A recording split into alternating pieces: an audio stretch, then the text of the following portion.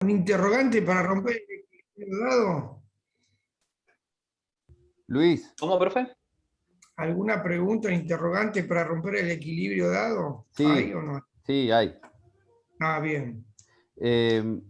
Acá el problema que se da con esto que dice el autor sobre el positivismo en la historia, si nosotros reducimos todo a fecha, lugar, acontecimiento y dejamos de lado los procesos, cómo se van dando, también cerramos la posibilidad a identificar esos procesos para un posible cambio en el presente y de vista al futuro. Nos limita en la realidad. Ahí vamos con todo lo que estuviste hablando antes, me parece, ¿no? Va por ese lado. Va por ese lado, va por ese lado.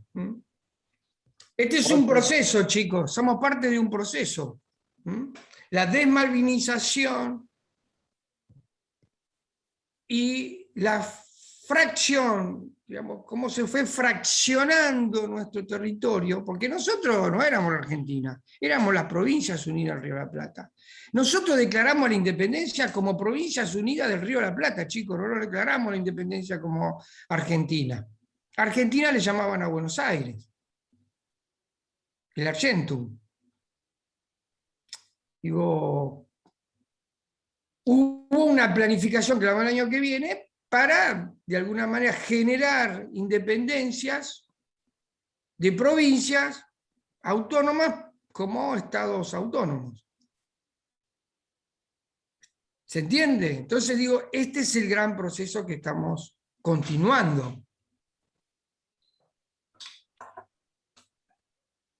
Para eso me tiene que servir la historia, si no, ¿para qué vamos a...? Si no analizamos la historia. No la repensamos, no la reestructuramos. Sí, sí, Nicolás. O sea, digo, sería ver las causas y consecuencias del tiempo histórico, justamente que decidamos enseñar a nuestros alumnos. Claro, pero además, fíjate una cosa, Nicolás, también hincho mucho con la cuestión semántica yo. ¿Estamos? Ustedes también, es muy importante el concepto, porque mayormente nosotros vamos a encontrar Guerra de Malvinas como contenido. ¿Y por qué no le ponemos batalla? De algún lado vino esto. Ustedes saben muy bien que si es guerra, perdimos la batalla, no la guerra.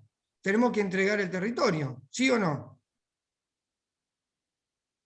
Entonces, digo, es importante esto. ¿Cómo no? ¿Tan en vano fue los muertos en Malvinas? ¿Tan en vano es los sobrevivientes que tenemos? Es una cosa Son las que... políticas, profe. Ya la dan Sí, está bien, partida. pero bueno, eso es también tirar la pelota afuera, ¿no? Porque yo, profesor Luis Acosta, pongo yo como ejemplo, no profundicé esto cuando era más joven. ¿Estamos? Digo, ¿por qué no lo profundicé? ¿Por qué yo veía algo como que pasaba nada más y resuelto cuando no está resuelto nada? ¿Se entiende lo que digo, no? Bien. Una pregunta, Luis. Sí. En la primera pregunta del trabajo que recién nos estaba viendo, que usted mandó, cuando usted plantea los dos paradigmas, o sea, el del autor y el de la cátedra, ¿cuál? Porque entonces ahí hay un enfoque diferente de lo que usted está viendo respecto al autor. Sí, lo estoy marcando. Bueno, Justamente. perfecto. Primero, que el paradigma social está muy bien, pero mi paradigma es sociocultural, no me quedo con lo social. ¿Se entiende? Uno es el Agrega lo paradigma de la cultural. historia social, nosotros en el paradigma de la complejidad y de la cultura, de la realidad misma.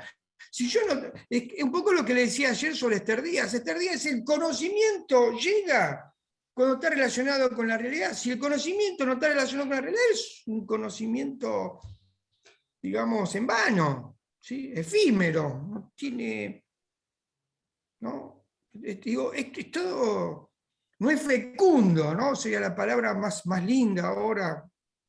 Ahora, cuando estamos hablando de que tenemos poca población, vamos a empezar a utilizar fecundo, ¿no? Yo me acuerdo, digo, cuando era más joven y estaba en la escuela secundaria, que tenía muchos cursos, le decía, chicos, me miraban todo, a procrear, le decía, hay que tener muchos hijos. Y ahora cuando los encuentro, ¿no? Me dicen, hola, profe, no me hola, ¿qué tal? Y lo primero que me dice, tengo 3 o 4 chicos. Digo, es el fruto que tenemos. ¿Cómo puede ser que nos planteen reducir la población? Ese tipo de cosas tan raras, ¿no? Digo, todavía no logro. Kush, si ustedes... la mujer de Kush, un amigo mío se encontró con la mujer de Kush, la viejita, ¿no? Y este amigo mío le pregunta a la mujer de Kush, ¿qué películas más miraba Kush? Y le decía La sangre del cóndor. No sé si la vieron ustedes, pero si la anotan, es una película boliviana y de los 70. Bueno, pero me parece que es importante tenerlo en cuenta. Un minuto.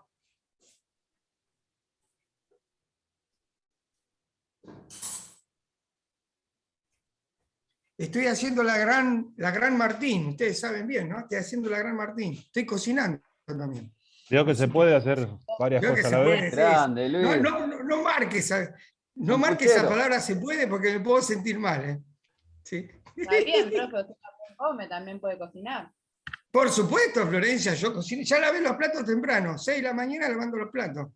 Y ahora lo vas a usar de vuelta, Luis, ¿para qué lo lavaste? En serio, hay que así, exacto. Y la cama también no hay que hacerla porque si te va a costar de nuevo, ¿no? ¿Para qué? Bueno, bien, saliendo de este intervalo, bueno, se entiende entonces el paradigma, acá hay 2 paradigmas diferentes. ¿Qué está criticando el autor?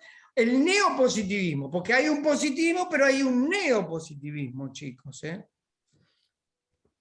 Y ustedes me dirán, pero ¿a qué se refiere Acosta? Siempre con las mismas cosas. Lo que me refiero es que muchos que van a encontrar ustedes como profesores en las universidades pasaron por universidades extranjeras, por ejemplo londinenses, y por la UBA, y van a venir a plantearle otra cosa de lo que yo estoy planteando. Es lógico. ¿Se entiende? Bien. Entonces, ¿qué es lo que está marcando el autor con este positivismo y el neopositivismo? Que la enseñanza de la historia, oponerse a esa posición porque debemos, en esto estamos de acuerdo con el autor, que comprendan los hechos históricos, sus temporalidades, que las construcciones que están hechas por los historiadores. Esto es importante, chicos, porque esto es lo que nosotros siempre marcamos, la historiografía. Acosta le mostró 3 miradas o 4 miradas con respecto a las invasiones germánicas.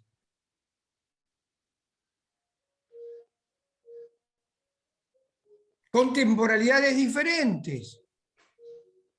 ¿Se entiende? ¿Qué es una temporalidad? Ahora voy a explicar un poco lo que es temporalidad.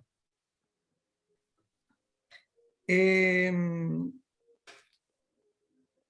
pueden ser construidos, interpretados, y ahí cuando dice interpretados, se está metiendo en nuestro paradigma, porque nuestro paradigma lo que tratamos de hacer es interpretar a la cultura dentro de un proceso histórico. Esa cultura tiene protagonistas y tiene, cuando decimos protagonistas estamos incluyendo a todos, no separamos a nadie, hombres, mujeres, de los niños, viejos, todo lo que a ustedes se les ocurra, ¿sí? Porque me parece que la realidad, ¿sí? La realidad que nosotros debemos analizar desde el presente tiene estos elementos, estos patrones culturales. Bien. La concepción del positivismo, según el autor, hay una transposición didáctica. ¿Qué es la transposición didáctica? Es la transposición que hacen los historiadores, los trabajos de historiadores, pasan a una transposición a qué contenidos y la manera que son enseñados en la escuela. Es una transposición didáctica. Investigaciones, trabajos historiográficos van a ser puestos para la transposición didáctica. Acuérdense ustedes, chicos, que es una palabra que a mí no me gusta y que yo critiqué, que es el de Da Vinci, que era transferencia. Yo no transfiero. Como si estuviera pasando una cosa a la otra. No. Porque si no, no hay construcción del conocimiento. El aula es una labor de los historiadores. Tiene que ser así. ¿Estamos, chicos? ¿Se entiende? Digamos, el aula tiene que ser un lugar también de producción de conocimiento. ¿Por qué no puede ser el aula un lugar de producción de conocimiento? Hay actores sociales con una cultura, con experiencia, y hay un profesor que de alguna manera va a compartir toda la teoría. Digo, sí, y la experiencia, ¿no? Ustedes le van a dar un estilo propio en la conducción. ¿Hasta acá vamos bien? ¿Alguna preguntita? Ninguna, bien. Porque esto también, esto de la transferencia genera impersonalidad, ¿no? No, todos tenemos que hablar de la misma manera, tenemos que caminar de esta manera, Eso me acuerdo en las prácticas cuando Cristian se ríe, pero cuando hice las prácticas, yo tengo el título de maestro de escuela, yo estuve en la escuela primaria, y me marcaban esto, ¿no? Cómo estar vestido, cómo estar esto, cómo estar aquello, cómo tengo que hablar. Digo, lo que de alguna manera hay una frontera muy delgada en la despersonalización, ¿no? Ustedes van a ser futuros profesores con una mirada y con un estilo propio, como lo va a tener Nicolás, Florencia, Ailén, Bárbara, Marcos. Le van a dar su estilo, porque es una personalidad y porque tienen una cultura, chicos. ¿Estamos? Y esto no podemos apartar, no podemos separarnos de la cultura, porque en la cultura se compone la ideología, la política, etcétera, etcétera, etcétera. El todo, digamos. ¿Alguna pregunta? ¿No? Bien, excelente. ¿No? Y acá viene un aspecto que es discutible, porque lo que dice Pagés es lo siguiente, que la enseñanza de la historia está basada en grandes personajes, algunos hechos supuestamente revelantes y sin analizar sus consecuencias. Y hay un ejemplo de la Revolución Francesa, que ahora lo vamos a ver. ¿Me permitís compartir después, Cristian? Tranquilo.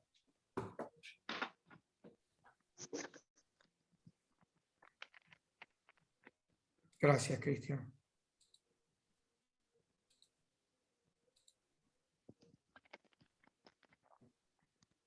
Que está en el texto, pero nadie dice, chicos, dentro de esto de lo que venimos hablando, los personajes, el neopositivismo o el positivismo de Mitre era buscarle la arista a un personaje para concesionar el objetivo. Nosotros vamos a analizar un hombre, una mujer, un hombre o una mujer en un contexto, en un sistema de relaciones.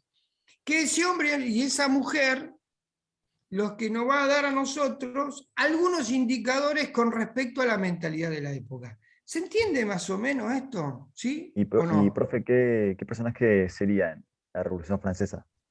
No. Acá pone un ejemplo el autor, ¿no? Fíjate una cosa, Está bien. mirá. Si la Revolución Francesa duró 10 años, que es el tiempo histórico, acá es el ejemplo, ¿ven? Y el tiempo de su estudio en segundos es de 18 horas, los alumnos perciben de este módulo como muy pesado, dura 2 meses. Al contrario, la Revolución Industrial, que para algunos historiadores duró 1 siglo, se estudia en 12 horas. ¿Y qué decir el antiguo régimen? Muchos siglos estudiados en 8 horas. Se entiende así fácilmente las dificultades que pueden tener los estudiantes para comprender las diferentes temporalidades. Por eso que la esencia misma de la enseñanza de la historia, sus relaciones con el tiempo, es tan difícil de comprender. Digo, no es un trabajo fácil, ya lo sabemos, ¿no? No es un trabajo fácil, pero bueno, por eso el análisis que hagan ustedes ¿sí? Tiene que estar aprovechado al máximo y por eso que la manera que ahora más o menos les voy a comentar, me parece que es importante para poder entender. Preguntas. Luis, ahí el problema no va a ser solamente a ver qué tiempo se le dedica a determinado periodo, porque también tenés el problema de a ver desde qué enfoque lo vamos a dar, porque podemos estar estudiando 5 horas de un tema con una visión mitrista que no me da nada, y por ahí con otro enfoque, con 1 hora, aprendo mucho más, o al menos ayuda a construir un pensamiento distinto. Sí, no, más bien. Lo importante es, de alguna manera, para muchos, es según la posición de cada uno, para muchos creen que hay que dar una sola mirada, directamente la no mitrista, no es cosa que influencie y llegue al inconsciente. No podemos caer en esas cuestiones, ¿no? Porque la vida nos encontramos con distintas miradas y hay muchísimo, y vamos a cambiar muchísimo nosotros, ¿sí? Entonces, es importante que los estudiantes vean las dos miradas. ¿Se entienden? Me parece que... Eso, sí. eso es parte Perdón. de la construcción del conocimiento, ¿no es, profe? Sí, por supuesto, pero Que además haya esas varias dos miradas. miradas, que también es, porque hay más de dos miradas, bueno, buscamos las que son a lo mejor más radicalizadas, pero lo que podemos demostrar, que uno es, digamos, ¿dónde está la frontera? ¿Dónde tenemos que apuntar? Que uno es un pensamiento incompleto y el otro, lo que nosotros buscamos, es un pensamiento mucho más completo, mucho más integrador, que haya un trabajo interdisciplinario, ¿se entiende? Y que la historia no puede caer en estas cosas de ser utilizada ideológicamente, partidariamente, sino que la historia lo que tiene que hacer es integrar, no desintegrarnos. No sé si soy claro en estas cosas. Que la historia lo que nos sirva para integrarnos como pueblo. Cuando digo pueblo es una definición que se utilizaba en el siglo XIX y que en la actualidad también tiene un poco esta connotación, que tiene que ver con un pueblo que tiene cierta soberanía, que tiene autonomía. Nosotros lo que tenemos que crear es que nuestros estudiantes sean autónomos, chicos. No que piensen como yo. ¿Estamos? Digo, ojalá superen el pensamiento de uno y otro. La idea es cómo vamos a superarnos como pueblo, pero yendo con cierto diálogo cultural, no con una fractura constante, ¿no? Esto también es un aprendizaje que la historia nos enseña día a día y que a veces nosotros no podemos hacerlo carne a esto, ¿no? Es imposible. Bien, preguntas. Profe, con respecto al que dice aplica el concepto del tiempo histórico, no me salta acá, no lo puedo leer, que tenemos que dar un ejemplo, sería como el que presenta ahí el autor, por ejemplo, la revolución. La revolución de mayo es un tiempo histórico. Claro. Así sería, solamente eso hay que... Y sí, porque lo que pasa es que el tiempo histórico vos lo podés abordar como los positivistas, como los neopositivistas, o según como vos los tomes, ¿se entiende? Ahora vamos a ver algunos consejos que hace el autor y cuáles son de la cátedra. ¿Estamos?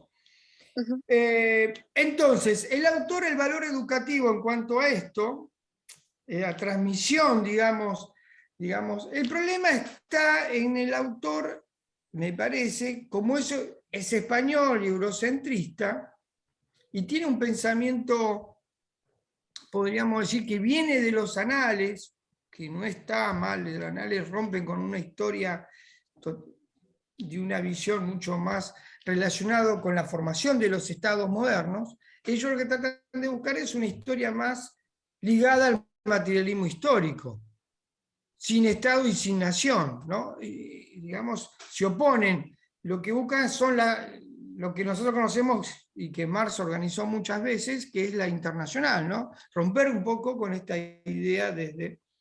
¿Cuál es la propuesta de Acosta y de esta cátedra? Está bien, son estados nacionales, por supuesto, porque el Estado como organización política no se puede sacar ya ahora, es parte digamos, de un sistema interestatal mundial, denominado muchas veces como proceso de globalización. ¿Me siguen? El problema está ahora que esa globalización se transformó en una mundialización, que esta es la gran discusión actual que tenemos. ¿Qué es la mundialización? Que las empresas multinacionales ahora están sobre los estados. Ejemplo, vacunas. O sea que los gobiernos que desean, como el nuestro, que desean comprar la vacuna, tienen que comprársela a empresas, no a los estados.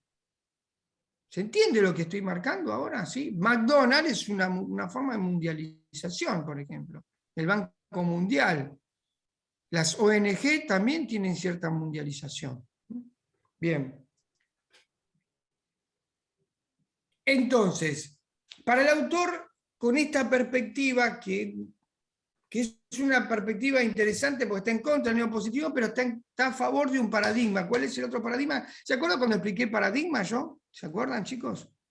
Bueno, él está parado en el paradigma dialéctico crítico materialista, pero relacionado con Europa, no con América. Ejemplo, profesor, un autor con América y Paulo Freire, que todavía no pudo separarse del materialismo histórico. ¿Y por qué, profesor? Porque valoriza las instituciones, no la cultura. Él cree que la liberación del hombre americano es a través de las instituciones, la escuela, la policía. No, la policía no vamos a sacarlo, vamos a poner, por ejemplo, el hospital, ¿sí? El hospital y otro, vamos a tomar, podemos decir el servicio penitenciario, ¿no? Como institución de corrección, ¿no? Digamos, la propuesta nuestra, creemos en mecanismo mucho más integrador que es la cultura, ¿no? Que algunos, ustedes conocerán familias que a lo mejor son analfabetos, pero resuelven las situaciones problemáticas con una praxis impresionante que son propias de la cultura, no, digamos, de las instituciones. Si se acuerdan lo del abuelo de Kush, ¿sí? El abuelo de Kush estaba justamente relacionado con soluciones que vienen de afuera. ¿Está? ¿Se entiende? Entonces, esas son las instituciones, son las administraciones que le llaman. Están administrando. Es el proceso burocrático. La burocracia es un elemento esencial, ¿no? Que también está en el sistema educativo. ¿Pregunta? Ninguna. Bueno, lo que está diciendo entonces el autor acá, desde la mirada eurocentrista, que transmite valores, por supuesto que transmite valores, ¿no? Porque los valores están insertos en una cultura. Si ustedes, digo, lamentable, ¿no? Pero Europa no vive una cultura que los identifique propiamente dicho ahora. Lo que vive en la cultura propiamente dicha son los edificios, los monumentos que hay, pero ya la cultura en Europa es una sola, un vaciamiento cultural, a tal punto que fíjense en ustedes dos cositas, una que le está pasando a Estados Unidos y otra que le está pasando a Europa. Europa no nacen chicos, hay pocos nacimientos. Por lo tanto, es necesario aceptar grandes migraciones que vengan de África para no caer en el control de la población, más las muertes que hubo por la pandemia. ¿Qué pasa en Estados Unidos? En Estados Unidos hoy empezó Texas, un gobernador sacaron dos leyes. Una es que, bueno, esta es una cosa rara, ¿no? Pero bueno, son republicanos que todo el mundo sin permiso puede utilizar un arma, pero también justamente burocráticamente la administración condicionó todas los abortos, y así van a comenzar con todos los estados digamos, de este gran Estados Unidos, ¿no? Bien. ¿Por qué? Porque justamente como los latinos no abortan, la población está siendo superada por los, como dicen ellos, entre comillas, latinos. Bueno, entonces, el problema es que para este autor lo que hace es que estos valores que se transmiten a través de estos personajes históricos son tradicionales y conservadores. Lo que nosotros, y que el autor no entiende, que estos valores están insertos en una cultura que tienen cambios, pero también tienen continuidades. ¿Está entendido esto? A ver, por ejemplo, profesor, San Martín, de chiquito se fue a España, formó parte del ejército español. Pasa por Inglaterra cuando es más grande, pertenece a una logia y viene acá como el gran libertador. Cuando se encuentra con todo el pueblo, cuando decimos pueblo, aborígenes, gauchos y mulatos, negros esclavos, libertos, hace un cambio, abandona la logia y es desterrado, por supuesto, por abandonar una logia. ¿Cómo termina? Digo, hay una continuidad y un proceso de cambio. No sé si se entiende lo que quiero decir. Digamos, lo que lo ha cambiado a San Martín es justamente la cultura que tenía el pueblo acá. Él venía con toda una cosa desde Europa, chicos. Digo, fíjese a tal punto que lo llamaron para pelear contra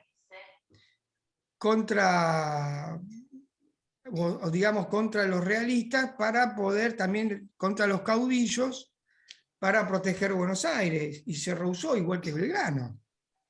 No obedecieron. Digo, hay todos indicadores.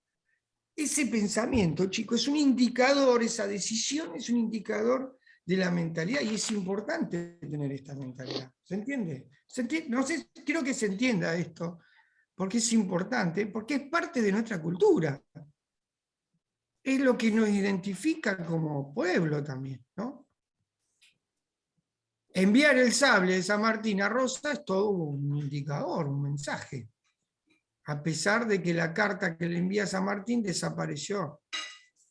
Tuvo una mano larga que se la llevó, pero la familia de Rosas recibió el sable. Y después lo entregaron, ¿no? Bien. Para el autor, entonces, el positivismo o el neopositivismo ofrece un modelo oficial de la historia escolar del país. Cosa que a veces a nosotros nos ocurre lo contrario. El modelo oficial es extranjero y no es de nuestro país. Esto también llama la atención. Es un interrogante que nos lleven. En la Universidad de Luján, me decía un ex compañero de ustedes que le dan textos que valorizan, o de alguna manera justifican, no valorizan, justifican la Revolución Libertadora. La verdad es que es raro, ¿no? Bien. Por supuesto que esto está muy, muy ligado con la conciencia colectiva y temporal de la ciudadanía. Bueno, esto también tiene estas concepciones, ¿no? Bien, ¿cuál es la segunda posición? Es la que dice el autor. Es justamente la escuela de los anales, del materialismo histórico. Como paradigma, desde el punto de vista historiográfico, podríamos decir que separan la historia social. Por eso habla de problemas sociales y no habla de problemas culturales.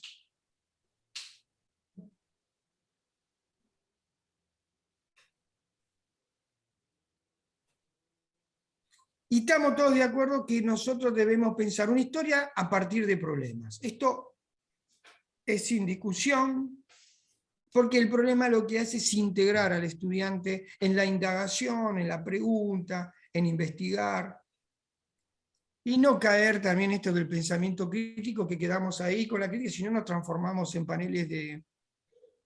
Ahora que está Fantino, ¿sí? Nos transformamos en periodistas y en... ¿Cómo se llama el programa? ¿Cómo se llama? Intratables. Nos transformamos como panelistas de intratables, ¿no? Y no producimos conocimiento. ¿Cuándo producimos conocimiento? Cuando llegamos a conclusiones. Si no llegamos a conclusiones, no llegamos al conocimiento. ¿Está? Es parte del proceso. Bien. La selección de contenidos, ya lo hemos hablado bastante, es clave porque esto direcciona la enseñanza y el aprendizaje y a dónde está muy ligado con esta cuestión. Van a ver ustedes, hay algo que a mí me parece que es muy interesante, pero antes de compartirlo tengo que hacer algo que tengo que borrar. Es esto. Fíjense lo que dice el autor.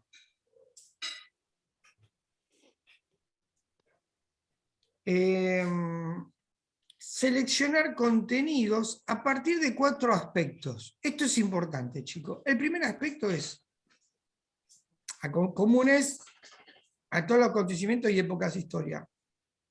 El tiempo y el ritmo de cambio. Esto es importante. ¿Qué tiempo estamos hablando? Tiempo histórico. Revolución de Mayo. ¿Cuáles fueron los ritmos de cambio? Algunos indicadores. Si tomamos la temporalidad política, chicos, la temporalidad política, el aspecto político, que esto es lo diacrónico, tiene que ver justamente, por ejemplo, con la conformación de una junta, pasar a un triunvirato, de un triunvirato a una junta grande y la junta grande al directorio. Esas son temporalidades. Esa temporalidad política la podemos plasmar en la temporalidad a escala económica. ¿Cuándo ingresamos al libre comercio? A partir del fusilamiento de Liniers. Ahí se plasma, ¿no? Bueno, ahí, digamos, puedo ser esa temporalidad, es una construcción abstracta, puedo tomar esa temporalidad, donde se va profundizando, hay un bache, podríamos decir, en el primero y segundo gobierno de Rosas, porque ahí hay un control de la aduana diferente, ya no, digamos, tomando partido no con el libre comercio, sino con el proteccionismo. Entonces ahí hay un cambio. ¿Se entiende lo que quiero marcarles? Es una temporalidad, como ejemplo.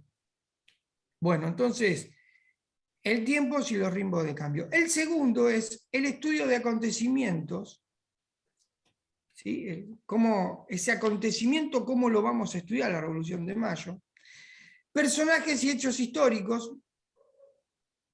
Esto está muy ligado justamente con lo que venimos diciendo, ¿no? Personajes y hechos históricos es lo que de alguna manera, esa relación es lo que nos va a dar una característica de la mentalidad de la época. La idea de cambio y continuidad y en el devenir histórico, bueno, si se aceptó el libre comercio, ¿cuál fue el impacto que llevó? ¿Y en qué va a terminar?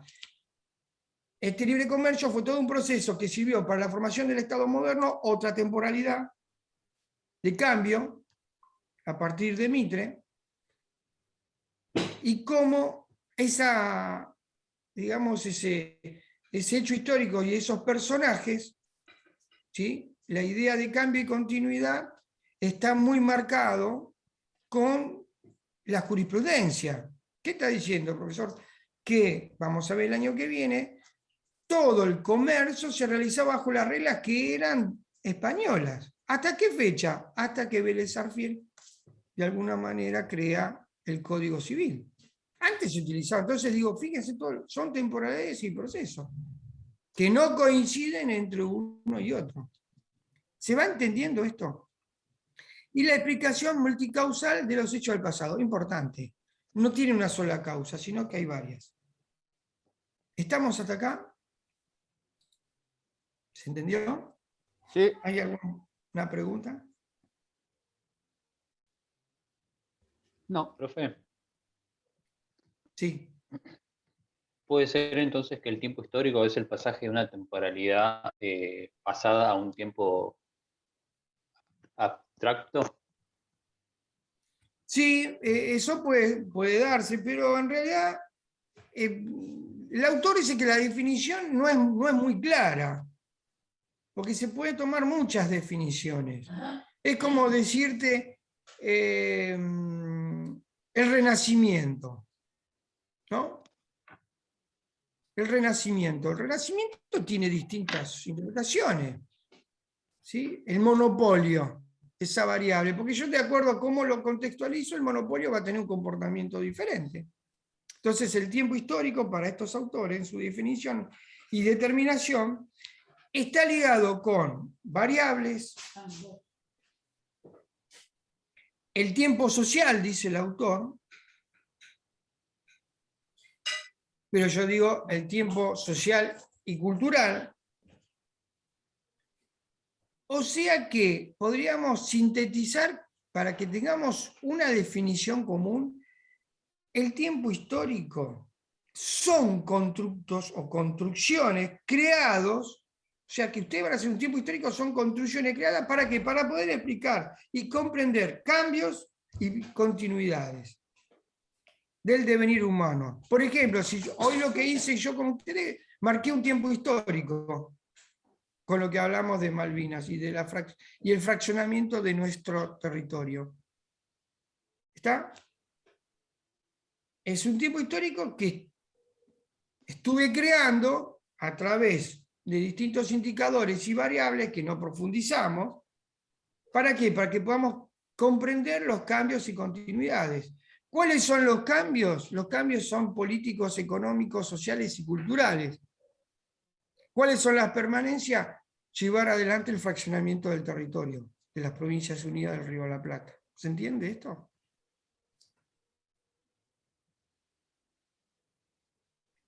Entonces, son construcciones creadas. El tiempo histórico es una construcción creada por los historiadores y que nosotros tenemos la labor de llevar adelante la transposición didáctica, chicos. Llevarla a la escuela. ¿De qué manera vamos a llevar a la escuela? Eso es lo que ahora vamos a ir trabajando. ¿Alguna pregunta?